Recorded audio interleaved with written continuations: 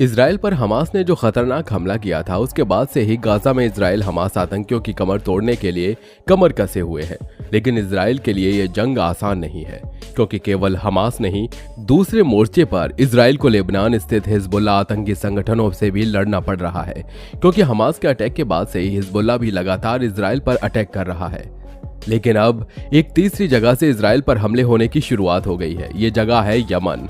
Yemen के Houthi विद्रोहियों ने तो इजराइल को तबाह करने के लिए क्रूज मिसाइलें छोड़ दी थी और ड्रोन अटैक भी किए, लेकिन देवदूत बनकर अमेरिका के जंगी बेड़े ने हूती विद्रोहियों के इस हमले को नाकाम कर दिया और इजराइल को तबाह होने से बचा लिया।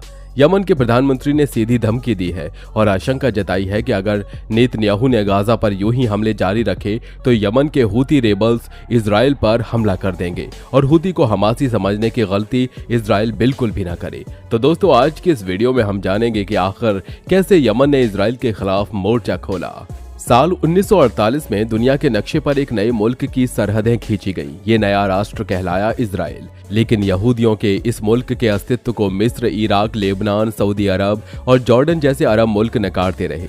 क्षेत्रफल के लिहाज से बिहार से भी 4 गुना छोटे इजराइल को अरब वर्ल्ड अपने गले की फांस समझता है। यही वजह है कि इजराइल के अस्तित्व में आने से पहले ही अरब मुल्कों ने उस पर बहिष्कारों की बौछार करनी शुरू कर दी थी। लेकिन दशकों के शोषण और उपेक्षा सहने के बाद भी आज इजराइल सीना ताने खड़ा है। यहूदियों का इतिहास वैसे भी जुल्म और खून से सना हुआ है। ऐसे में दुनिया के एकमात्र यहूदी देश इजराइल का सफर आसान नहीं था। आज इजराइल जिस मजबूती और ताकत के साथ दुनिया के नक्शे में अपनी अलग जगह बना चुका है, उसके लिए उसे एक लंबे शोषण के दौर से गुजरना पड़ा है।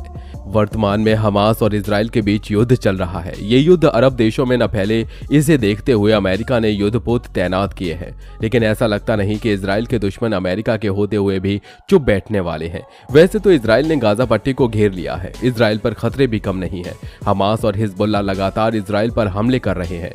हमास के समर्थन में लेबनान समर्थित हिजबुल्लाह की तरफ से भी इजराइल पर अटैक किया जा रहा है। हालांकि हमास और हिजबुल्लाह को मुंह की खानी पड़ रही है, क्योंकि अमेरिकी नौसेना के युद्धपोत इजराइल में बड़ी तबाही होने से रोक रहे हैं। गुरुवार को अमेरिकी युद्धपोत ने यमन के हौथी विद्रोहियों की क्रूज मिसाइलों और ड्रोन को चंद सेकंड में मार गिराया है।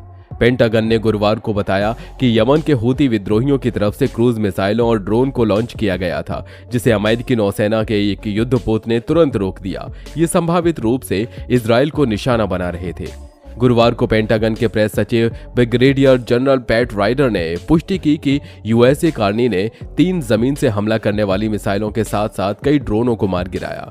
ये मिसाइल ईरान के समर्थन वाले हूती विद्रोहियों की ओर से लॉन्च किया गया था। उन्होंने एक ब्रीफिंग में कहा, यह कार्रवाई वायु और मिसाइल रक्षा प्रणाली का प्रदर्शन है, जिसे हमने मध्य पूर्व में बनाया था और हम अपने सहयोगियों और इस क्षेत्र में हमारे हितों की रक्षा के लिए जरूरत पड़ने पर इस्तेमाल को तैयार है। किस लक्ष्य को निशाना बनाया जा रहा था, ये अभी पूरी तरह से नहीं कहा जा सकता। उन्होंने कहा कि ये मिसाइल यमन से लॉन्च हुई और लाल सागर के साथ उत्तर की ओर बढ़ रही थी। ऐसे में संभवतः इसका निशाना इजराइल था। अमेरिकी युद्धपोत यूएसएस कार्नी बुधवार को स्वेज नहर से होते हुए लाल सागर में प्रवेश कर गया। अमेरिकी फ्लीट फोर्सेस कमांड ने एक सोशल मीडिया पोस्ट में कहा कि मध्य पूर्व में समुद्री सुरक्षा और स्थिरता सुनिश्चित करने से ये मदद करेगा। ये घटना हाल ही के दिनों में इजराइल और हमास के बीच युद्ध जारी रहने के कारण क्षेत्र में बढ़ते तनाव के बाद हुई है।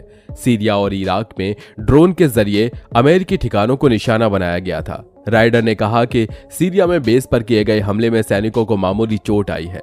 राइडर के मुताबिक बुधवार को 2 ड्रोन ने सीरिया में अल तनफ गैरिसन को निशाना बनाया, जहां अमेरिका और ISIS विरोधी सेनाएं साथ हैं। राइडर के मुताबिक ये ड्रोन को मारा गया और एक को नष्ट कर दिया गया। दोस्तों, ये घटना ऐसे समय हुई है जब इजराइल हमास के बीच युद्ध में क्षेत्रीय तनाव बढ़ गया है।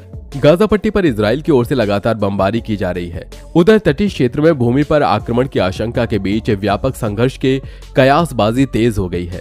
अमेरिका ने इजराइल का समर्थन किया है और पूर्वी भूमध्य सागर में 2 विमान वाहक और अन्य युद्धपोत तैनात किए हैं।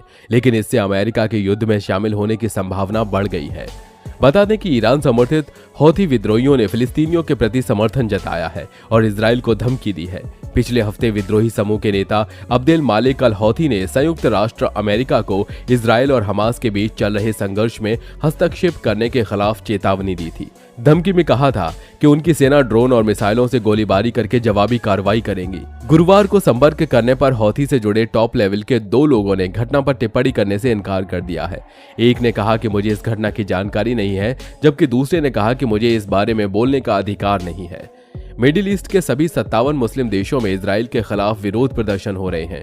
अंदेशा जताया जा रहा है कि युद्ध की ये चिंगारी दुनिया को महायुद्ध की आग में झोंक सकती है। गाजा और इजराइल युद्ध के बीच दुनिया की महाशक्तियां आमने सामने खड़ी हो गई हैं। बीते 72 घंटे में अमेरिका, चीन और रूस में हुए घटनाक्रमों को देखें तो महायुद्ध के संकेत साफ बताए जा रहे हैं। अगर हालात बिगड़ते हैं तो युद्ध कौन रोकेगा, क्योंकि इस युद्ध में अब चीन और रूस की एंट्री भी हो गई है। युद्ध के बीच अमेरिका के बाद चीन की तरफ से 1 या 2 नहीं बल्कि 6 युद्धपोत अरब सागर में बैकअप के लिए पहुंच गए हैं। अरब सागर में चीन के 6 युद्धपोतों की मौजूदगी ने दुनिया की टेंशन बढ़ा दी है। कहा जा रहा है कि रूस के लड़ाकू विमान अपनी सबसे खतरनाक मिसाइलों के साथ काला सागर में तैनात हैं। रूस का दावा है कि काला सागर के आसमान में 1-2 नहीं बल्कि ब्रिटेन के 3 प्लेन को इंटरसेप्ट किया गया है। रूसी सेना का दावा है कि 19 अक्टूबर को ब्रिटेन के 3 सैन्य विमानों ने उनकी सीमा में घुसपैठ की, लेकिन गनीमत रही कि हालात बिगड़ने से पहले ब्रिटेन के विमानों ने इलाका छोड़ दिया। इस बीच सवाल ये है कि ब्रिटेन के 3 सैन्य विमान रूस की सीमा में कैसे पहुंचे। बताया जा रहा है कि ईरान समर्थित लड़ाकों की फौज का पहला टारगेट इजराइल की संसद हो सकती है। इसके साथ ही IDF के हेडक्वार्टर से लेकर यरूशलेम सेंटर और नेतन्याहू के दफ्तर को भी निशाना बनाया जा सकता है। खुफिया सूत्रों का कहना है कि ईरान की योजना यरूशलेम से लेकर तेल अवीव तक तबाही मचाने और इजराइल बॉर्डर को क्रॉस कर कोने कोने में बारूदी कोहराम मचाने की है। ईरान एक एक करके इस्लामिक संगठनों को अपने साथ जोड़ रहा है और हथियारों की बड़ी खेप जुटा रहा है। दावा यह भी किया जा रहा है कि ईरान ने स्पेशल 9 प्लान के तहत लेबनान के हिजबुल्लाह गुट को सबसे पहले जिम्मेदारी दी है। वहीं इसके बाद बाकी संगठन वॉर जोन में उतारे जा सकते हैं। यरूशलेम पोस्ट के हवाले से भी खबर सामने आई है कि ईरान इजराइल के खिलाफ हमला करने का तरीका खोज रहा है। लेबनान की तरफ से हिजबुल्लाह अटैक कर रहा है तो अब यमन से भी इजराइल की धरती को दहलाने के लिए मिसाइलें दागी जाने लगी हैं। अगर इजराइल 3 तरफ पलटवार करेगा तो युद्ध के 3 मोर्चे खुल जाएंगे और जैसे ही 3 मोर्चे खुलेंगे इस युद्ध में कई और किरदारों की एंट्री होगी, यानी गाजा युद्ध से महायुद्ध की शुरुआत मुमकिन है। 7 अक्टूबर को इजराइल में कत्लेआम करने का जिम्मेदार हमास की मिलिट्री विंग अल कासिम को माना जाता है। इसे अल दीन अल कसम ब्रिगेड के नाम से भी जाना जाता है, जिसकी स्थापना साल 1991 में की गई थी। इसे गाजा में सक्रिय सबसे बड़ा और सबसे सुसज्जित समूह माना जाता है। इसने इजराइल के खिलाफ कई बड़े युद्ध लड़े हैं। हमास की मिलिट्री ब्रिगेड अल कासिम की कमान मोहम्मद डाइफ के कंधों पर है। इसको बहुत ही खतरनाक कमांडर माना जाता है। वो मिलिट्री विंग का संस्थापक सदस्य है, लेकिन साल 2002 में साले शेहदा की इजराइल द्वारा हत्या के बाद इसे इसकी कमान सौंपी गई थी। माना जा रहा है कि गाजा का युद्ध तो चिंगारी है, असली महायुद्ध की आगे तैयारी है।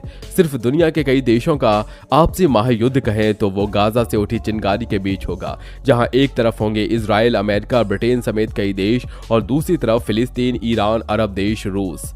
संभव है इस लिस्ट में चीन भी शामिल हो जाए। अभी ये बातें महज संकेतों के आधार पर हैं, वो संकेत जो युद्ध के 18 दिन बाद अब चिंता पैदा कर रहे हैं। आपकी इस वीडियो पर क्या राय है, आप हमें कमेंट बॉक्स में बताइएगा। वीडियो अच्छी लगी हो तो लाइक करिए, चैनल को सब्सक्राइब करके बेल आइकन को प्रेस करना बिल्कुल मत भूलिए।